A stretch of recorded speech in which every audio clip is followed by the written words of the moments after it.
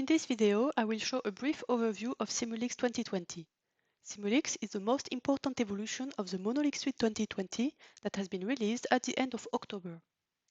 While Simulx was already available before as an R package, it now has a brand new interface that makes it a user-friendly tool for clinical trial simulation with different possible designs, such as crossover or parallel.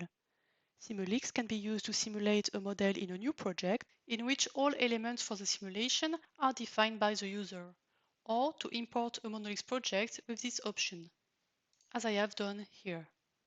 In this case, the structural and statistical model defined in the Monolix project are saved in the model section.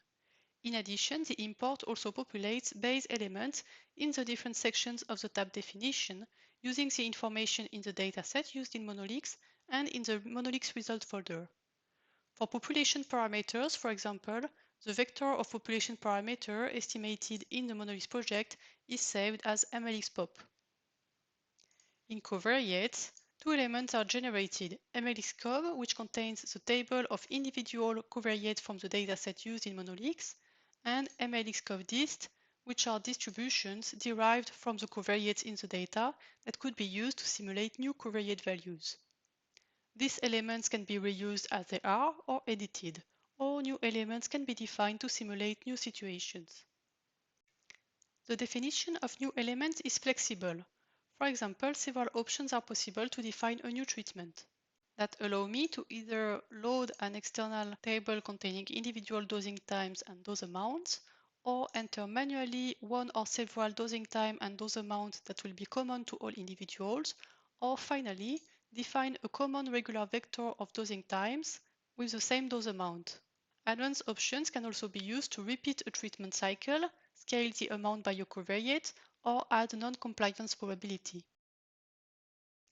In these two elements, I have defined two common multiple doses treatment with doses of 900 mg or 1000 mg administered daily. The elements defined in definition can be used in the tabs Exploration and Simulation. Exploration allows to simulate a single individual and explore interactively the model and the impact of the parameters and the treatments. In this example, it uses a vector of typical parameters and as output the plasma concentration with regular measurements during 1 week. When the model counts several variables, it is possible to select several outputs. It is also possible to select several treatments in different exploration groups, as it is the case here. The predictions based on these elements are displayed in the plot with different colors for the different exploration groups. The panel on the right can be used to change the values for the parameters and for the treatments, and reference curves can be added to compare the predictions with the new values to the previous predictions. While the Exploration tab simulates only a typical individual to explore the model dynamics, the Simulation tab allows to simulate whole new populations of individuals based on the elements selected here, and post-process the results of the simulation by creating outcomes and endpoints.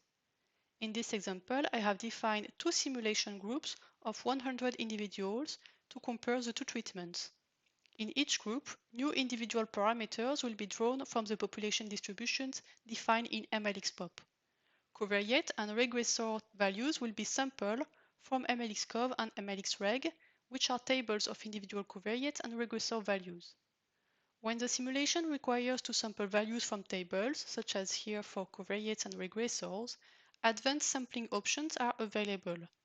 Different sampling methods, a shared ID column to specify a joint sampling from different tables, and a checkbox same individuals among groups to sample identical values between groups. In order to assess the uncertainty of the results, replicates of the simulation can be performed. After running the task simulation, I can see the results in the tab Results as tables, for instance, the table of simulated parameters and covariates, and I can also see the output in the plots as individual curves or as distributions.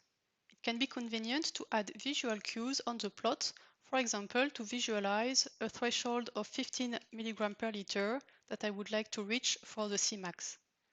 I can also post-process this result to compare the two groups in a more quantitative way. To do this, in the panel Outcomes and Endpoints, I can define an outcome which will have one value per ID. Here I have defined an outcome named Cmax above 15, based on the maximum value per ID with a threshold of 15. So the value of this outcome will be true or false for each simulated individual, depending on whether its Cmax is above 15 or not. Other post-processing options are also available, such as the average value per ID or the change from baseline. Each outcome or combination of outcomes can be summarized over all individuals for each simulation group and replicate by an endpoint, named in this example in target. For this Boolean outcome, the endpoint is the percentage of true in each group. It is also possible to compare formally the endpoint between simulation groups with the group comparison, which will compute for each replicate the odds ratios between the endpoint values in the two groups with the first group as reference, and compare each odds ratio to a specified value, by default 1, either via direct comparison or via a statistical test that will put a p-value on the comparison. A threshold for the p-value is used to accept or reject the decision that the two groups are different based on the odds ratio criteria. Here, I will consider that the difference in the percentage of individuals in the target is significant when the p-value is smaller than 0.05.